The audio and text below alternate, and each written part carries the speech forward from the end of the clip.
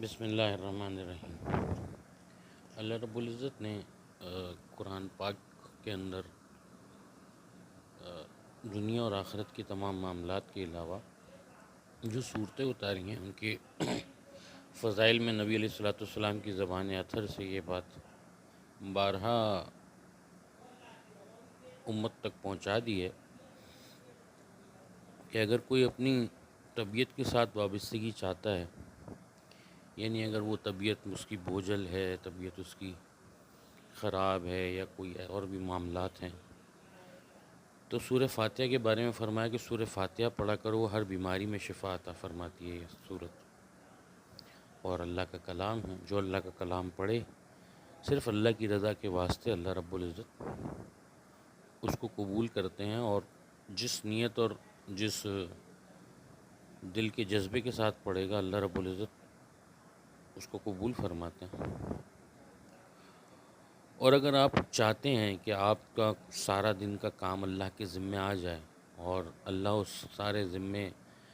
کے ذمے سارے کام آ جائیں پورے دن کے، تو فرمایا صبح فجر کے بعد یا دن میں کسی بھی وقت ایک ٹائم سورہ یاسین پڑھ لی جائے۔ اب اس سے ہوگا کیا؟ اس سے یہ ہوگا کہ اللہ کے ذمے سارے کام آ جائیں گے۔ صبح سے شام تک آپ اپنے جو بھی معاملات ہیں وہ کرتے رہیں گے، لیکن اب جو بھی ذمہ داری ہے وہ اللہ کی طرف ہے۔ فرمایا جس نے فجر کی نماز باجماعت پڑھ لی وہ بھی اللہ کی ذمہ داری میں آ گیا، اور اس کے بعد سورہ یاسین کی تلاوت کر لی، تو اب سارے دن کے کام اللہ بنائیں گے۔ اور اگر کسی کو بہت محبت ہے پیسے سے اور اس کے بغیر وہ رہ نہیں سکتا، تو اس کے لیے فرمایا کہ وہ سورہ واقعہ کی تلاوت کیا کرے۔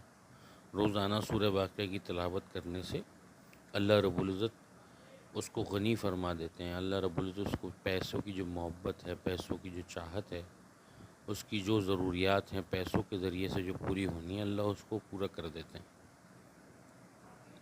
اگر عذاب قبر کا خوف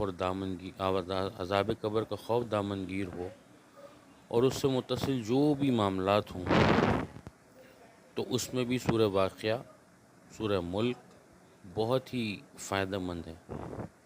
اور فرمایا اپنے گھر والوں کو بھی سورہ واقعہ کی تلقین کرو۔ سورہ واقعہ گھر والے یعنی گھر کی مستورات بھی سورہ واقعہ کی تلاوت کیا کریں، تو اس سے اللہ رب العزت فاقے کو روک دیتے ہیں، یعنی فاقہ نہیں آتا اس گھر میں جس گھر میں سورہ واقعہ کی تلاوت ہوتی ہے۔ تو اس کی میں بھی پوری کوشش کروں گا، انشاءاللہ آپ بھی پوری کوشش کیجیے گا۔